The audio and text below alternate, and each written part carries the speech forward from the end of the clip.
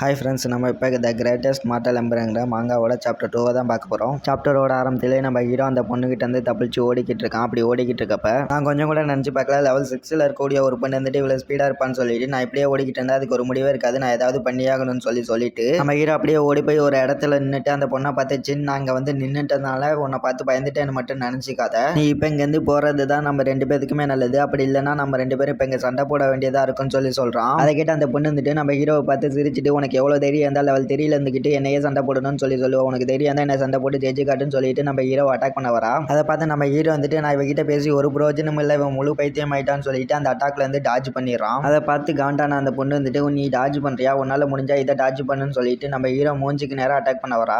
நம்ம ஹீரோ அதுல இருந்து தப்பிச்சுட்டு அவள் கையை பிடிச்சி ஒரு சுத்தி நிறுத்திட்டு அவளை பார்த்து, இப்போ நடந்ததுக்கு நீ ஏன் மேல குத்தம் சொல்லாத, இதுக்கு நீ தான் காரணம்னு சொல்றான். அதை கேட்டு அந்த பொண்ணு இன்னும் காண்டாயிட்டு, உனக்கு எவ்வளவு தைரியம் இருந்தா என் கையே பிடிச்சிருப்பேன்னு சொல்லிட்டு அவளோட அந்த சாட்டையை எடுத்து அதில் அவளோட இன்டர்னல் எனர்ஜியாக செலுத்துறா. அதை பார்த்து நம்ம ஹீரோ வந்துட்டு, என்னது வெப்பனில் இன்டர்னல் எனர்ஜி, ஆனால் லெவல் 7ல் இருக்கவங்களால மட்டும்தான் இதை செய்ய முடியும், ஆனால் லெவல் 6ல் வந்துட்டு இவ எப்படி செய்கிறா, நான் நினச்ச அளவுக்கு வீட்டில் போலன்னு சொல்லி யோசிச்சுக்கிட்டு இருக்கான். அதே சமயத்தில் அந்த பொண்ணு வந்துட்டு, என்னது என்னோட இந்த சின்ன ட்ரிக்குக்கே இவன் பயந்துட்டானே, இதுக்கப்புறம் இவன் என்கிட்ட வச்சுக்க மாட்டான்னு சொல்லி யோசிச்சுக்கிட்டு இருக்கா.